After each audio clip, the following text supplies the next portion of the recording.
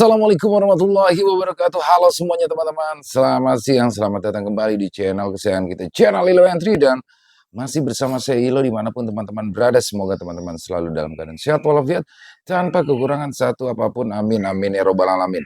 Dan pada kesempatan yang baik ini saya akan membawakan satu kisah dari Mas Untung Prasetyo, kisah Sudiro. Wow, selalu menarik untuk ditunggu kisah Sudiro ya.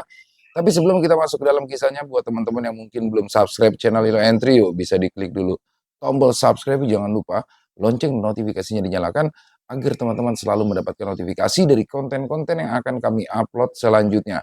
Dan untuk channel Ilo Entry kami upload setiap hari teman-teman ya, setiap siang jam 12 siang waktu Indonesia bagian barat. Dan di tengah panas tapi hujan ya, kalau kata orang Kalimantan hujan mandang ya. Jadi panas tapi hujan nih. Waduh, itu kalau di sana harus, kalau nggak salah harus nyelipin apa? Bambu apa, ada rumput ya di kuping kalau di Kalimantan. Tapi kalau di sini ya ini fenomena alam ya. Mudah-mudahan tetap hujan membawa berkah untuk kita semua. Amin amin ya rabbal alamin. Gak pakai berlama-lama lagi. Pasti udah gak sabaran untuk masuk ke dalam kisahnya. Kita langsung saja masuk ke dalam kisahnya. Dari halaman belakang rumah Bang Ilo kita menuju ke Lembah Segoro Geni.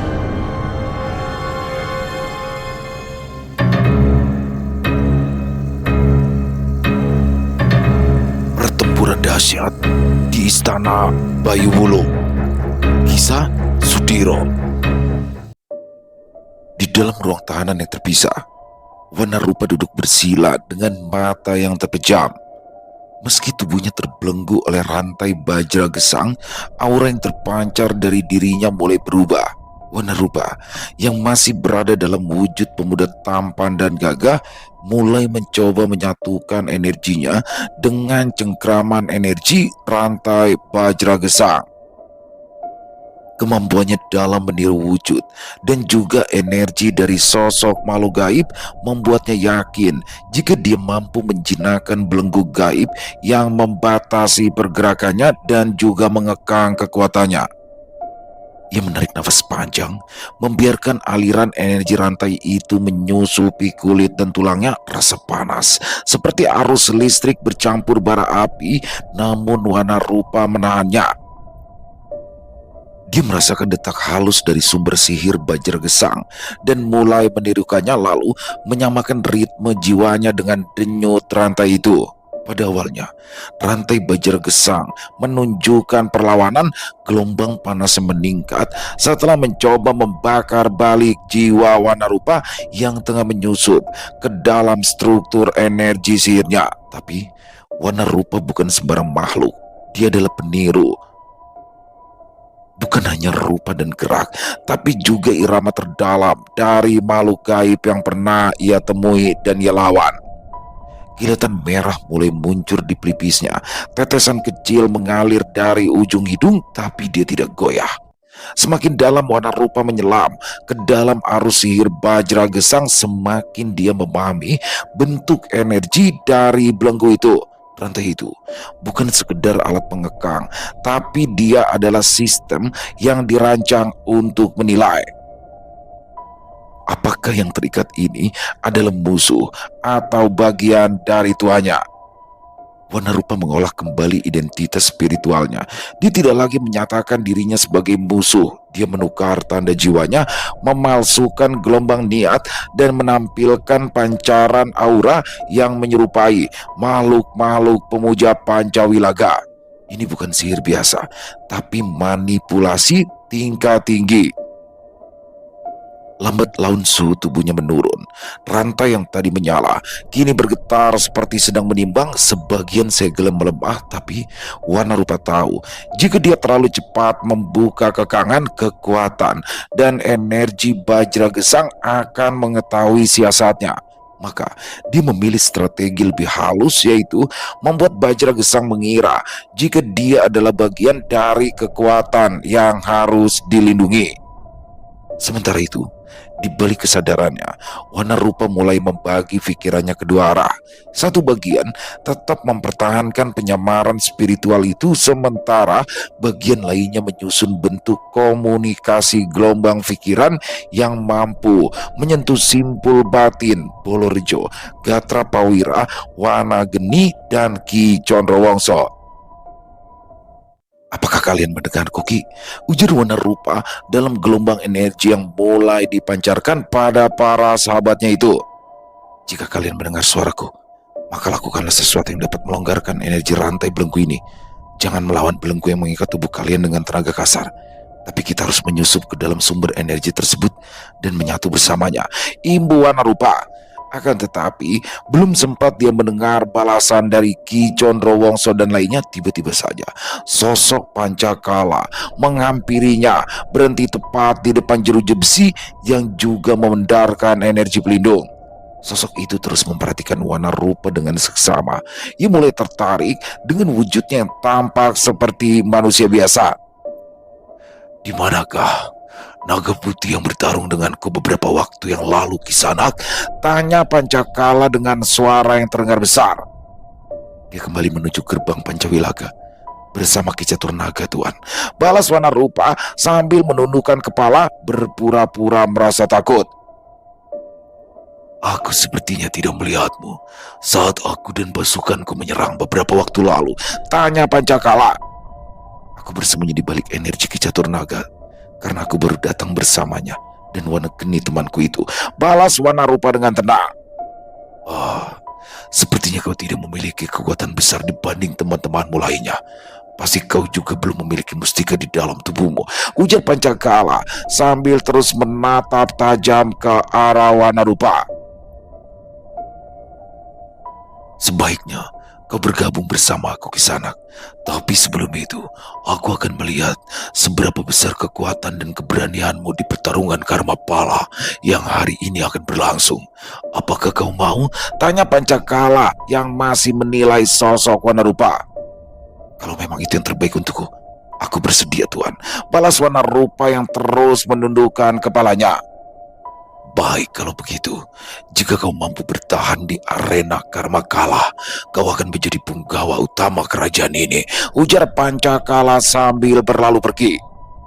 Begitu Pancakala pergi dari ruang tahanan, warna rupa perlahan mengangkat wajahnya. Sorot matanya yang semula tampak tunduk kini berubah tajam. Dia menarik napas dalam. Arena Karma Kala, gumamnya lirih, seperti mengulang nama itu untuk membingkai rencana. Warna rupa tahu, tawaran Pancakala bukan sekedar ujian. Itu adalah upaya untuk menyingkap siapa dirinya sebenarnya. Arena Karma Kala bukanlah tempat pertarungan biasa. Disitulah makhluk-makhluk yang dianggap abu-abu atau tidak jelas menjadi kawan atau lawan dilempar untuk saling membunuh demi hiburan makhluk kegelapan, sekaligus sebagai seleksi bagi pasukan utama Pancakala. Tapi di balik semua itu, warna rupa melihat peluang. Jika Ki Condrowongso, Bolorejo, Gatrapawira, dan Wana Geni dapat membebaskan diri, maka dia akan mengamuk di arena Karma Kala dengan berubah wujudnya menjadi sosok Eyang Nagawana. Dan dengan waktu yang tersisa, dia terus mencoba berkomunikasi dengan mereka semua agar dapat menaklukkan rantai bajra gesang yang membelenggu tubuh mereka dan mengunci aliran energi serta kekuatan mereka. Warna rupa kembali menutup matanya. Dengan jiwanya yang terlatih meniru dan menyelaraskan energi gaib, warna rupa kembali mengalirkan pesan lewat getaran batin. Ki Condro, Kirjo, Wira, Geni, dengarkan aku. Aku sudah bebas, tapi aku akan dilempar ke arena Karma Kala. Sekarang segera bebaskan diri kalian sebelum tiba saatnya pertarunganku di arena Karma Kala. Karena saat itu aku akan berubah wujudku seperti biasa. Dan saat itulah waktunya kita hancurkan Pancakala beserta kerajaan gaibnya ini, ujar warna rupa dalam batinnya. Rantai bajra gesang bukan tidak bisa dijinakan. Rasakan getaran nadinya, sesuaikan aliran nafas kalian dengannya. Jangan lawan secara langsung. Jika kalian harus menirukan iramanya, leburkan kehendak kalian ke dalamnya. Imbu warna rupa lagi.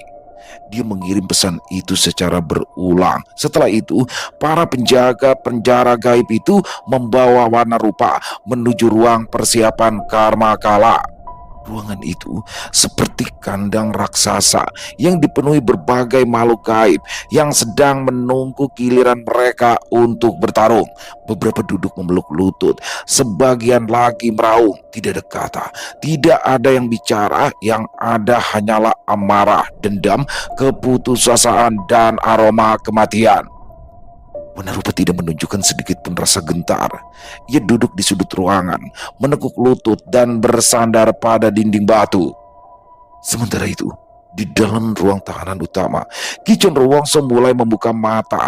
Aliran batin yang samar tadi akhirnya membangkitkan kesadaran sepenuhnya. Dia mengatur nafas, mencoba merasakan nadi energi dari rantai Bajra Gesang. Kata-kata Wanarupa bergema kembali, memberi pemahaman tentang sesuatu yang hampir mustahil untuk mereka lakukan. Ki Condrowongso membiarkan tubuhnya tetap tenang. Dia tidak melawan panas dan tekanan dari rantai itu, dan benar, ketika dia berhenti mendominasi dan menekan energi Bajra Gesang, dia mulai merasakan ritme gaib yang teratur. Kau memang benar, Wanarupa, gumamnya Liri sambil tersenyum. Rantai ini bukan sekedar alat pengekang dan belenggu, tapi dia adalah makhluk juga, dan dia akan menerima siapapun yang bisa menyatu dengannya, imbu Ki Condrowongso dalam hatinya. Di tempat yang berbeda, Gatra Prawira dan Bolorjo juga merasakan getaran itu. Bolorjo yang biasanya mengandalkan kekuatan fisiknya, kali ini memusatkan energi pada pusat pernafasannya. Dia menutup mata, menenangkan gejolak darahnya, membiarkan energi dari rantai yang menyusupi nadinya. Di sisi lain, Gatra Prawira yang lebih mengandalkan keseimbangan unsur mengikuti ritme rantai seperti seorang penari. Dia menggerakkan baunya sedikit, lalu menyamakan alunan jiwa dengan energi yang menjalar dari ikatan sihir itu. Wanageni yang terakhir menerima pesan mengalami kesulitan lebih besar. Api di dalam tubuhnya terus memberontak, tidak bisa diam, tapi lambat laun dia mengerti. Jika terus memaksa, dia akan hancur oleh energinya sendiri. Maka dengan segala kerendahan hatinya, dia menyerahkan diri kepada aliran energi rantai itu, dan perlahan percikan api yang sebelumnya liar mulai meredup, mengendap dalam bentuk bara kecil yang menyala perlahan namun stabil. Di luar istana, gerbang besar terbuka.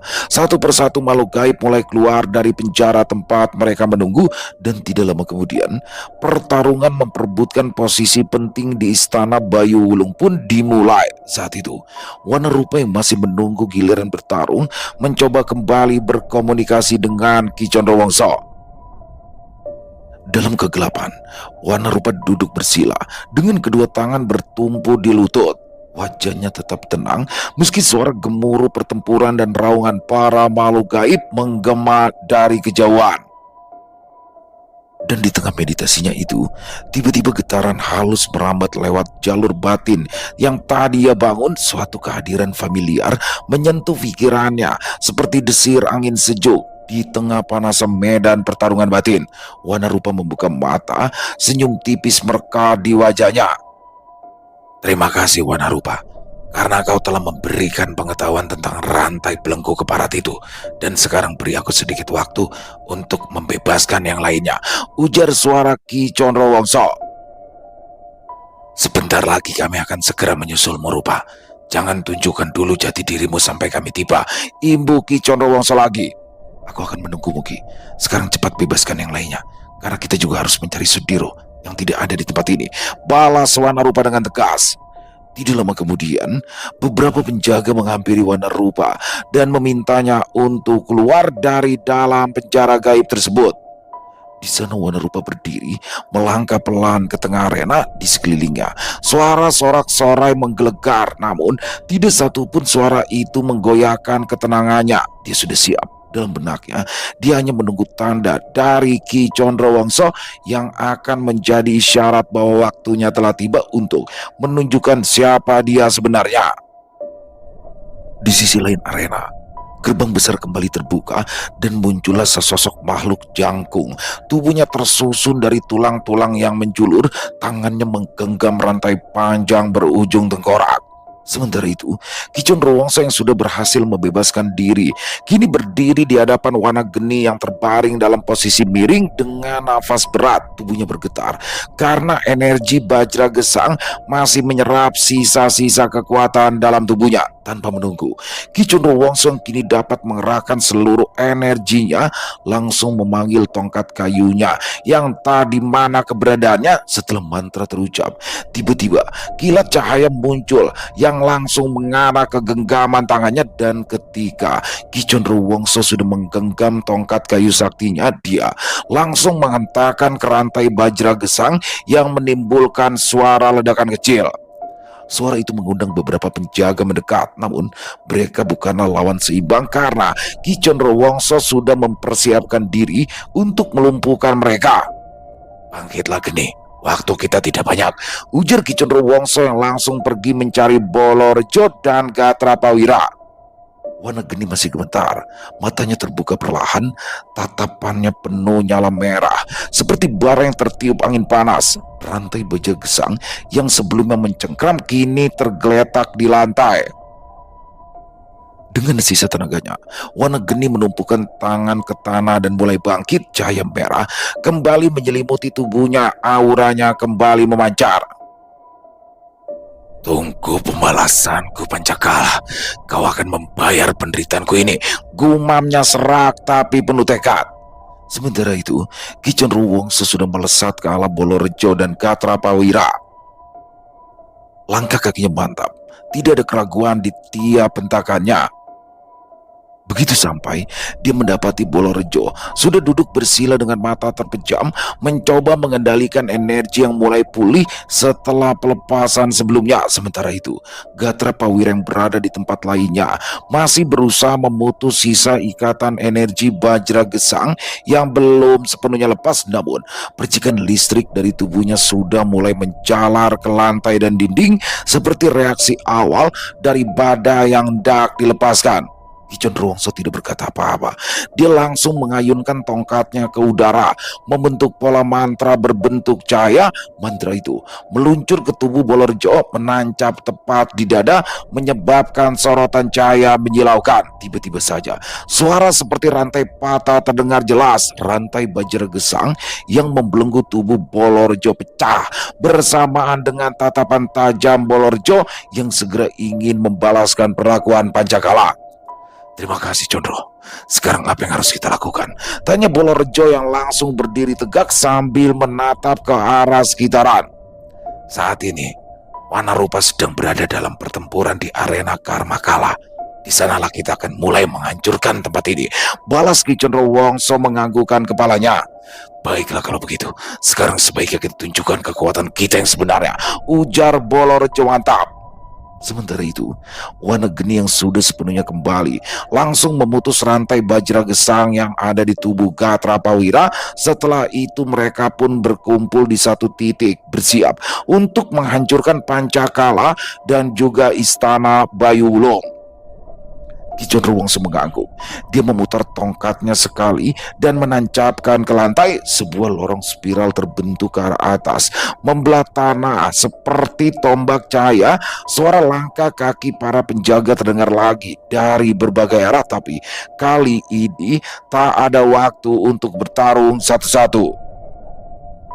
"Kita langsung ke atas. Kita harus sampai ke Wanarupa sebelum pertarungan terakhir dimulai."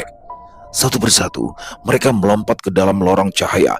Tubuh mereka dibungkus oleh aura kekuatan masing-masing. Api, petir, dan energi pelindung membentuk pusaran yang memancarkan aura menakutkan bagi siapapun yang merasakannya.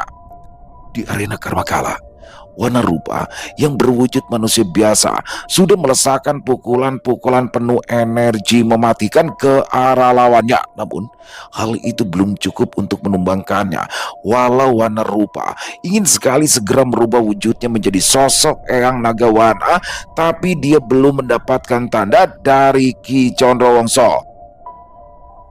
Wanarupa mundur 2 langkah, menahan nafas dan menatap tajam. Energinya mulai kacau, tapi sorot matanya tetap tenang, penuh perhitungan. Dia tahu satu gerakan gegabah bisa mengungkap jati dirinya. Makhluk jangkung itu berdiri tegak. Tubuhnya dipenuhi tonjolan tulang yang mencuat tajam, layaknya tombak-tombak kecil, matanya cekung. Nafasnya seperti siulan angin, dan setiap langkahnya membuat tanah di arena itu meleleh. Warna rupa terus memperhatikan makhluk itu untuk mencari titik lemahnya. Luka kecil yang menghiasi pelipisnya mulai menghilang, seiring dengan pulihnya sirkulasi energinya. Walau dia tahu, jika dalam wujud manusia, dia terlalu rapuh untuk meladeni makhluk sekuat Mawakala. Tapi tidak ada pilihan lain selain bertahan dan menunggu kehadiran Ki Condrowongso. Mawakala mengayunkan tangannya yang panjang. Puluhan tulang tajam mencuat dari lengan, melesat ke arah Warna Rupa. Warna Rupa berkelit, lalu melompat ke samping. Namun, satu di antara tulang itu menggores bagian kakinya hingga mengeluarkan cairan merah kental. Ah, mengapa ada manusia lemah di tempat ini? Ujar Mawakala sambil menatap ke arah Warna Rupa dengan tatapan tajamnya. Warna Rupa tidak membalas. Dia menancapkan telapak kakinya ke tanah, lalu mengirim pukulan lurus ke dada makhluk itu. Tapi meskipun energi dalam pukulan itu cukup kuat, tubuh Mawakala justru menyerapnya dan menghentakkan tubuhnya yang memantulkan sebagian besar kekuatan Warna Rupa. Sedetik kemudian, satu tendangan panjang dan keras menghantam Warna Rupa. Tubuhnya terangkat dari tanah, terbanting sejauh 3 tombak, berguling hingga nyaris menyentuh tepi arena. Sorakan penonton dari berbagai makhluk gaib bergema. Sebagian tertawa, sebagian menggeram girang melihat cairan merah menetes dari mulut Warna Rupa. Warna Rupa bangkit perlahan, baunya tergunjang, matanya menyipit, nafasnya berat. Tapi pikirannya masih jernih. Dia tahu satu serangan lagi seperti itu, maka tubuh manusianya tak akan sanggup menahan. Tapi dia masih menahan diri.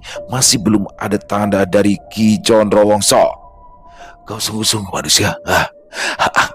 Kau terlalu lambat dan terlalu mudah menyerah, ujar Mawakala menyeringai, lalu melompat tinggi ke udara dengan kedua tangan menjulur yang membuat ratusan tulang tajam seperti duri-duri besi mencuat dari tubuhnya, lalu menukik ke bawah seperti hujan tombak mematikan. Dengan sisa-sisa tenaganya, Warna Rupa melompat ke belakang, membentuk pelindung kecil dari energi di kedua tangannya. Tapi kekuatan itu terlalu lemah hingga membuat salah satu duri itu menembus lengan kirinya dan satu lagi menggores dadanya. Dia jatuh berlutut, pandangannya mulai kabur. Namun di saat itu, di balik debu dan suara sorak, sebuah getaran halus merambat di telinganya. Sebuah bisikan. Waktumu sudah tiba, Rupa. Perlihatkan mereka siapa dirimu yang sebenarnya, ujar Ki Condrowongso memberikan tanda. Tubuh Warna Rupa bergetar, bukan karena takut, tapi karena sesuatu dalam dirinya mulai bangkit. Dia mengangkat wajahnya, menatap langsung ke arah Mawakala yang kini bersiap menuntaskan serangan. Langit mendadak gelap, suara gemuruh memenuhi udara, arena Karma kalah hening, penonton membungkam. Makhluk-makhluk gaib menatap ke arah pusat arena dengan rasa aneh. Dari dalam dada Warna Rupa, seberkas cahaya hijau menyala, menembus tulang dan kulitnya, membentuk sisik yang bercahaya. Suara seperti raungan naga menggema, membuat Mawakala mundur karena getaran energi besar yang terpancar dari tubuh Warna Rupa. Tidak membutuhkan waktu lama, Warna Rupa mulai berubah wujud menjadi sosok Eyang Nagawana. Ledakan-ledakan di kejauhan masih terdengar ketika sosok Eyang Nagawana berdiri tegak di tengah arena, kini menjulang dengan tubuh bersisik zamrud yang berkilauan oleh cahaya energi besarnya. Tanpa aba-aba, Warna Rupa mengentakkan cakar ke tanah. Getaran keras memecah lapisan arena, memunculkan retakan yang menjalar cepat lalu meledak ke atas dalam semburan cahaya hijau menyala. Makhluk-makhluk gaib yang terlalu dekat terpental seperti serpian daun. Tubuh mereka terbakar atau membeku oleh energi campuran panas dan aura suci naga. Di saat yang sama, Ki Condrowongso muncul dari balik reruntuhan gerbang penjara dengan wajah tegang penuh murka. Ia memutar tongkat kayunya lalu menghantam ke udara. Langit bergemuruh, lalu dari atas turun kilatan cahaya putih kemasan yang menyambar deretan penjaga Karma Kala. Waktunya main-main telah habis, Pancakala. Kini saatnya kalian mencicipi harga dari kesombongan kalian, teriak Ki Condrowongso.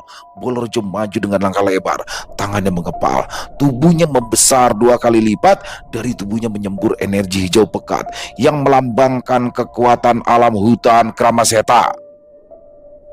Dia melompat tinggi dan menghantamkan kedua tangannya ke arah barikade batu yang dijaga oleh para makhluk raksasa. Tembok itu hancur, makhluk-makhluk penjaga itu terpental oleh hentakan energi yang meledak hebat. Sementara itu, warna geni yang kini energinya telah pulih meluncur seperti anak panah api. Tubuhnya membara dengan semburan api menyala. Dia menghujani pasukan Pancakala dengan semburan bola-bola api besar yang dengan cepat melelehkan senjata mereka dan menghancurkan formasi pertahanan dalam sekejap. Gatra Prawira terlihat diam namun mematikan. Dia mulai mengayunkan keempat pedang cahaya di keempat tangannya. Tiap kali pedang itu bergerak, tubuh-tubuh musuh tercabik tanpa bisa disembuhkan. Dia bergerak seperti bayangan, memotong musuh satu persatu. Arena Karmakala berubah menjadi ladang neraka. Jerit ketakutan makhluk-makhluk kegelapan bertautan dengan suara gelegar mantra dan desingan senjata sakti. Dari atas singgasananya, Pancakala berdiri mematung, matanya menyipit, nafasnya berat, kedua tangannya mulai mengepal, auranya bergetar, gelombang energi hitam mulai memancar dari balik jubah perangnya. Ternyata manusia itu adalah sosok naga yang aku cari. Dia sangat pandai menyamarkan energinya, ujar Pancakala dengan suaranya menggetarkan. Tanpa sedikit rasa takut, Pancakala langsung melesat ke arah Wanarupa yang sudah berwujud naga putih dengan tubuh yang memendarkan cahaya kemasan. Tidak lama setelah Pancakala melesat, turun ribuan lelehan api hitam yang menghujani Wanarupa. Bersamaan dengan itu, Pancakala yang memiliki kekuatan besar dan kesaktian tinggi juga memanggil keempat bayangannya yang masing-masing langsung bergerak ke tempat Ki Condrowongso, Bolorejo, Gatra Prawira, dan Wanageni berada. Wanarupa dalam wujud yang nagawana mendongak menatap langit. Sisik putih kemasannya bergetar karena tekanan dahsyat dari serangan itu.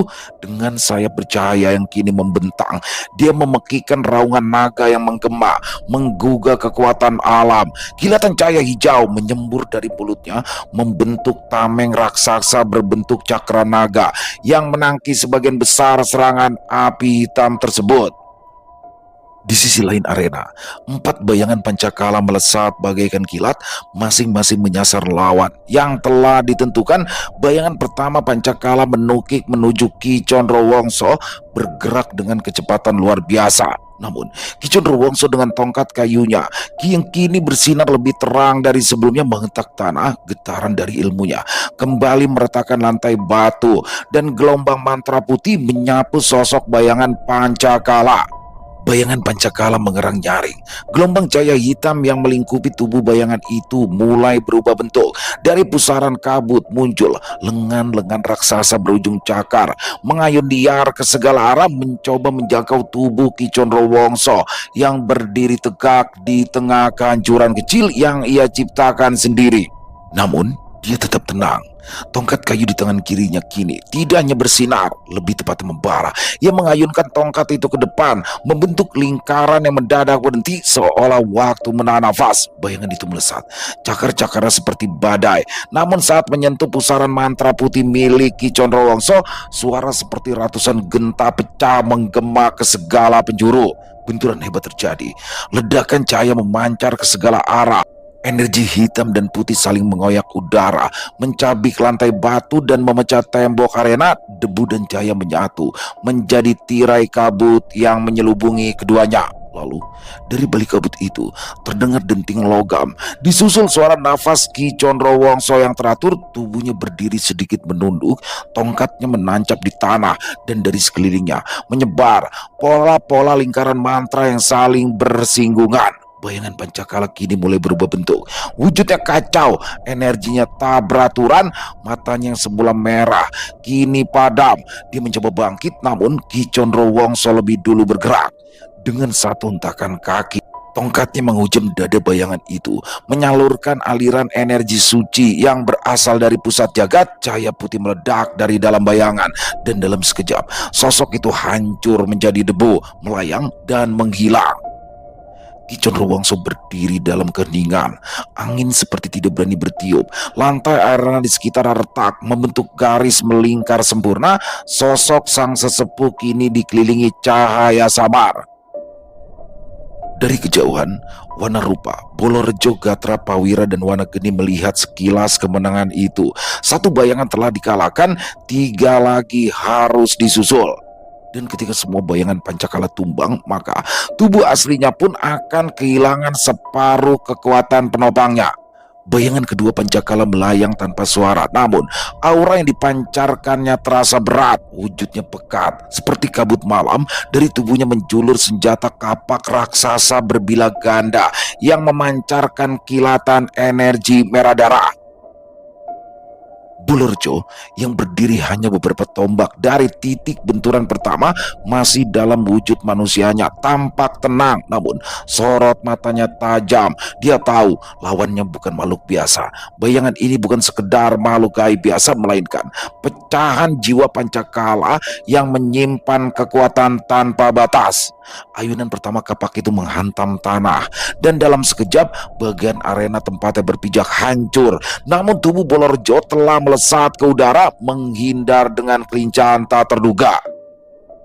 Serangan demi serangan terus menyambar dan dapat dihindari dengan baik, namun Bolorejo tahu jika dia tidak dapat terus bertahan dalam wujud biasa. Dan ketika serangan dari Pancakala mulai mengendur, Bolorejo langsung merubah wujudnya menjadi sosok makhluk besar yang sangat menyeramkan. Tubuhnya tiba-tiba terselimuti oleh sulur-sulur energi hijau tua.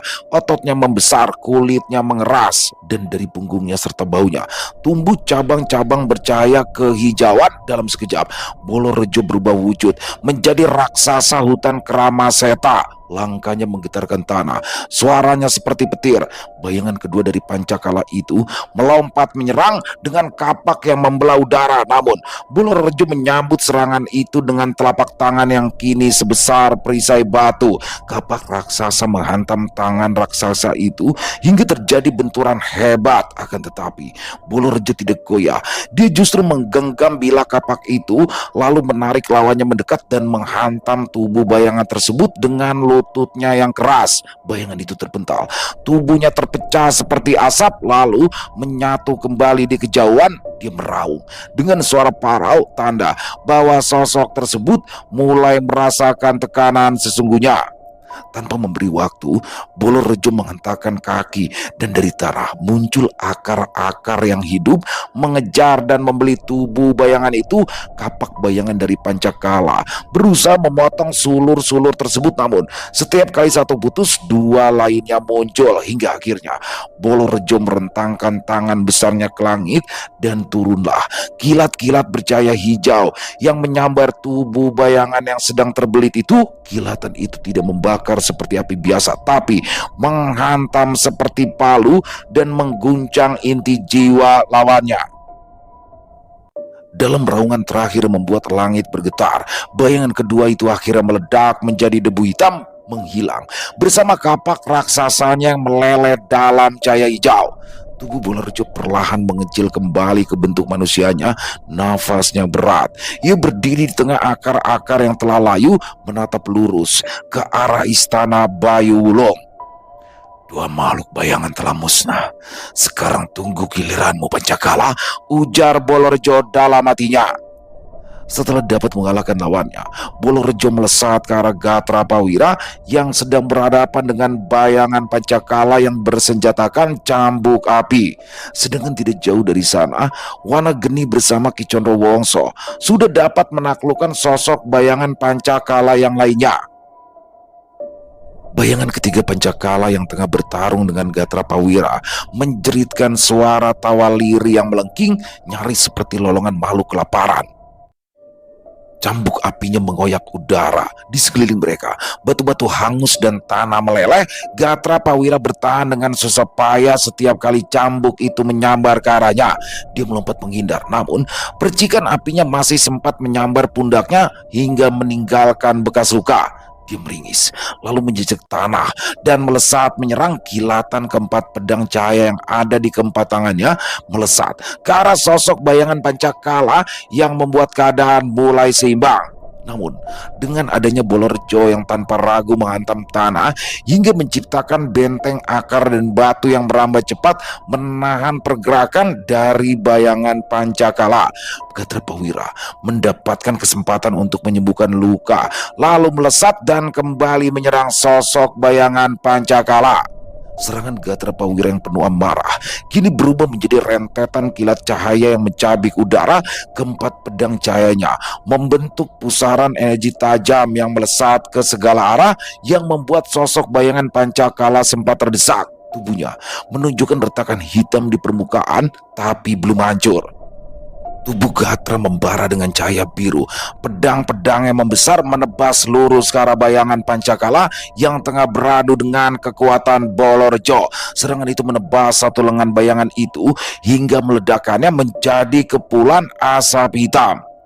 Setelah dapat melumpuhkan seluruh bayangan Pancakala, Bolorejo dan Gatra Prawira pun langsung melesat ke arah Wanarupa, sedangkan Ki Condrowongso bersama Wanageni mulai menahan gelombang makhluk gaib yang mulai berdatangan mengepung mereka seperti ketika mereka berada di Pancawilaga beberapa waktu yang lalu. Apa yang harus kita lakukan, Ki Condro? Tanya Wanageni sambil memandang ke arah ribuan makhluk yang sedang mengepung. Kita harus menghadapi mereka, Geni. Jangan biarkan ada makhluk yang mengganggu pertempuran Wanarupa. Karena aku yakin, jika Pancakala dapat dimusnahkan, maka makhluk-makhluk gaib ini akan tunduk pada kita. Balas Ki Condrowongso sambil menatap Wanageni yang tubuhnya diselimuti oleh energi api Cakrawening. Sebaiknya keluarkan seluruh kemampuanmu, Geni. Di sini kita tidak perlu menahan diri. Aku yakin kau mampu mengendalikan wujudmu yang sangat mengerikan itu. Imbu Ki Condrowongso dengan tegas. Baiklah Ki, tapi jika terjadi sesuatu padaku, jangan ragu untuk memusnahkanku. Balas Wanageni yang langsung berubah wujudnya menjadi sosok makhluk raksasa yang seluruh tubuhnya diselimuti kobaran api merah membara. Ledakan energi membuncah dari tubuh Wanageni. Udara seketika mengering, pasir dan batu melayang, langit memerah. Sosok yang kini menjulang tinggi dengan kulit batu berapi, tanduk-tanduk menyala di kepalanya, serta mata merah seperti bara adalah perwujudan tertinggi dari kekuatannya. Ribuan makhluk yang tengah mengepung mereka sontak terdiam, lalu mengaum serempak. Barisan mereka mulai menyerang seperti gelombang ombak yang menggulung. Ada yang terbang, merayap, melompat atau menyelinap dalam bayangan, masing-masing mengandalkan kekuatan kegelapan yang diwariskan Pancakala. Namun Ki Condrowongso yang berdiri tegap di sisi Wanageni hanya menutup mata. Mantra pelindung merambat dari tongkat kayunya, membentuk perisai tak kasat mata yang membelah gelombang makhluk itu. Lalu dengan satu hentakan tanah merekah, gelombang putih kemasan menyapu makhluk-makhluk paling dekat, membakar roh mereka hingga menguap dari wujudnya. Sekarang hancurkan mereka, Geni, ujar Ki Condrowongso. Wanageni mengangguk. Dia melompat lalu menghantam tanah di tengah kawanan makhluk gaib yang terus berdatangan. Hantaman itu membentuk kawah besar dan makhluk-makhluk yang berada di dekatnya langsung meleleh, terpanggang hingga menjadi abu. Namun gelombang serangan itu tidak pernah berhenti. Makhluk-makhluk yang lebih kuat kini datang menyerbu, bersenjatakan racun, sihir hitam, bahkan kekuatan bayangan. Tapi Wanageni seperti amukan gunung berapi hidup. Dia menyapu, membakar, dan menelan musuh-musuhnya tanpa ampun. Ki Condrowongso melindunginya dari belakang, menjaga serangan dari makhluk-makhluk gaib yang mencoba menyerang dari bayang-bayang. Setiap pukulan tongkatnya seperti tamparan petir, menghancurkan lawan tanpa menyentuhnya secara langsung. Selesai. Wow, luar biasa kisah Sudiro ya. Tapi dalam episode kali ini Sudironya nggak muncul teman-teman ya, karena di sini adalah pertarungan Ki Condrowongso, Wana Rupa, Wana Geni, terus siapa lagi ya? Bolerjo ya, Bolerjo untuk menghadapi Pancakala. Wow, di Istana Bayu Wulung. Istana tempat Pancakala yang mana ini adalah di gerbang berapa ini ya? Gerbang ke-6 ya kalau nggak salah ya. Gerbang ke-6 bagaimana akhirnya Istana Bayu Wulung berhasil dikalahkan ya para prajuritnya. Dan bagaimana semuanya bisa melintasi rintangan yang cukup rumit ya. Dan rantai Bajra Gesang berhasil dilepaskan oleh Wana Rupa, lalu diberitahu kepada semuanya dan berhasil lepas dan berhasil menghadapi pasukan Pancakala dan keempat bayangannya. Semakin menarik aja nih, sampai berapa gerbang kira-kira ya. Ini kan udah maju nih ke gerbang Sastapilaga, tapi mundur lagi mereka ke tempat Pancakala. Yang mana gerbang Sastapilaga itu kan adalah gerbang di mana Ayu Asmaraloka itu ya teman-teman ya. Tapi mundur lagi nih, waduh bahaya nih kalau mundur maju gini nih. Jadi kapan sampainya ke Lembah Segoro Geni kan bingung juga. Makin penasaran aja pastinya buat besok untuk kisah Sudiro akan saya up lagi. Dan buat Mas Untung Prasetyo terima kasih untuk kisahnya yang luar biasa. Ditunggu lagi kisah-kisah selanjutnya dan semoga kisah barusan bisa menghibur teman-teman semua para pecinta penikmat horor misteri. Lebih khusus lagi kepada para subscriber dari channel Ilo Entry. Buat teman-teman yang suka dengan videonya bisa diklik tombol like-nya ya, tombol jempolnya, boleh juga dibantu di share link videonya ini ke teman-teman yang lain agar juga ikut merasa terhibur. Dan buat teman-teman yang punya komentar lain, punya pendapat lain bisa menuliskan di dalam kolom komentar ataupun hanya sekedar saling menyapa. Insya Allah kami akan menjawab satu persatu. Dan kami juga ingin mengucapkan terima kasih ya untuk teman-teman yang sudah selalu setia mendukung kami, yang sudah selalu hadir di setiap harinya, karena teman-teman kami selalu bersemangat berkarya di setiap harinya.